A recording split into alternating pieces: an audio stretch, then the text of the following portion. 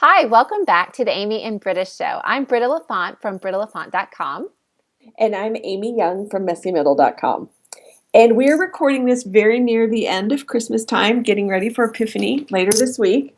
Um, and, we were talking briefly earlier, which I know we say that every time, which makes people think we have these really deep conversations before the Skype. You guys are Really, missing we're everything. just, I know you're totally, no, we're just trying to get our ducks in an order, our ducks in a row, so that we don't totally make total fools of ourselves, or we have a minor plan. Anyways, just saying how this is kind of the first time we've really thought about Christmas differently, that we are in the middle of the 12 days of Christmas.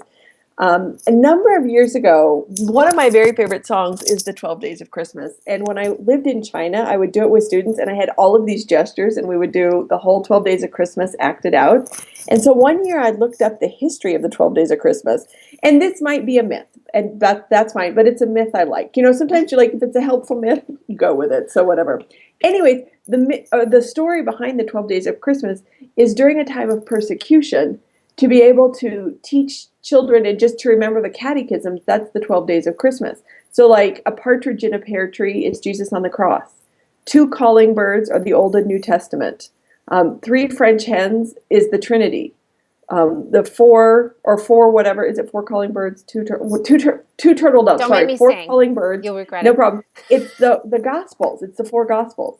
The five golden rings is the Pentateuch. So it's just really neat to see how it's just woven in. And so I haven't really been doing anything special with the 12 Days of Christmas, but I really been thinking about that. And we are going to undecorate our tree on January 6th, which is the first time it's felt a little weird waiting, because normally it's like New Year's. New Year's tree comes down. Yes. So that's kind of been our leaning into Christmas, is we still have the tree and a couple more days, and then it will come down on Epiphany. So speaking of Epiphany, Britta, I think you've got something to share with us. Okay, well, Amy and I are looking at two different books. Mm-hmm. We're increasing your value. We're reviewing. Yes. We're going through these two different books. That is The Circle of Seasons, Amy's friend, Yes. Kimberly. She has three names. Ayrton Conway. Okay. Conway Ayrton. Sorry, Conway Ayrton. Sorry, Kimberly. Oh, Sorry. Yep. Kimberly Conway Ayrton. Sorry. Okay, and then this one, which is called Living the Christian Year. A time to inhabit the story of God. And so the idea is that we are, as we inhabit the story of God, that we are seeing the gospel throughout the year played out, which I love. And that's the idea, the old idea of the Christian year, which we have lost, I think, to some degree. Because I think even people who celebrate or observe that in their churches may not realize kind of what's behind everything.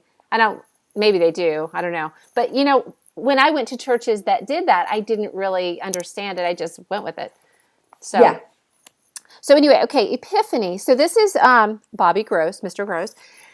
He says, Epiphany is a season for seeing more of Christ's glory by focusing on his life and mission. Simultaneously, it's a time for making that glory better known to those around us. We bear witness to what we have seen, because remember, the Epiphany is the realization or the seeing something. Okay, so we bear witness to what we have seen and learned and experienced. Herein lies a spiritual paradox.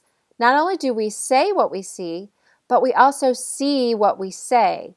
Epiphany then is a time to both inhabit the story and to tell the story. For in telling the story, we are further enlightened. And I love that. So it's a reminder that as we inhabit the story, as we live the gospel, and that's every day, but that's also the kind of the idea of us that Amy and I are doing this Christian year, as we really think about how it applies to our life and our seasons and the season we're in and the season that we're inhabiting, that as we tell that, we make those connections, our understanding grows.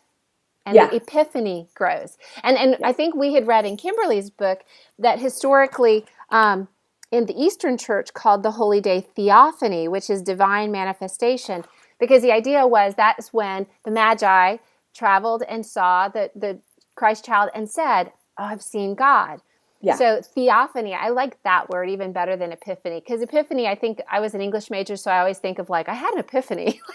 I realized something important. And so I like the theophany, like seeing God. And like the challenge would be, can we see God in everywhere, Mm. in every day. Yeah. So I love that because Kimberly's subtitle of her book is Meeting God, something about meeting God. And again, I yeah, love meeting that, God in the that church here. meeting God in the church here. It's kind of that, yeah, that it's woven in. Because I don't know about you, but normally January 6th, I've thought of, oh, get back to school, or, like Yeah. it just feels so like ordinary or so purposeful about school, not about God, or not just woven in. And that's what I love. In Kimberly's book, she mentions how it traditionally was one of the three feast days in the Christian calendar, tied to Christ's birth and then baptism and then resurrection. Something about that. People read the book. I might have gotten it wrong, but that there were the three feast days. Um, and so, just thinking of, oh, this is a feast day. It's not just an ordinary Wednesday. This is a feast day. And how can I just have woven the idea of feasting? So I don't know. I'm going to do something special, like maybe eat ice cream or something. I'm not sure. Okay, So well, something feasty. I was thinking that I love your distracted by beauty Mm, hashtag distracted by beauty, how you do that on Instagram. And I'm always like, in my heart of hearts, I'm always saying like, oh, I'm totally gonna post that on Instagram and tag distracted by beauty, tag Amy, and then I don't post it and I forget. But it's actually something that I am seeing more mm, often because mm. you have done it, even though I'm not participating. I'm actually impacted by your being distracted by beauty. And so I was wondering if there was some way that we could look for richness maybe Mm. on Epiphany, like, or ways that we see God or how God is enriching something, even if it's Yeah. just the enjoyment of your ice cream, Yeah. right? Yeah. So that's So great. So let's meet on Instagram. I know we meant to get a hashtag together before this. People can see how. So I don't know. Hashtag. we could do distracted by beauty. I think I would Okay. like. Can we Okay. join Distracted by yours? beauty. Oh, please. That's fine. But I don't want to make everything all about me. But yes, but distracted by beauty, and just that it Yeah. is that feast, and yeah. Oh, and be fun if people haven't taken down Christmas decorations, or it's something on Epiphany or Theophany. Theophany, seeing God, right?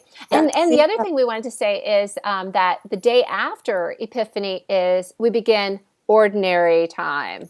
Yeah. Yeah, So and it'll be ordinary time from now until Lent. So, yes. which again just sort of feels appropriate that it is ordinary time. It is ordinary time. Yeah, and So, so we're going to try to meet in the middle, like in the ordinary time, some through video during ordinary time, and so we'll be back around then.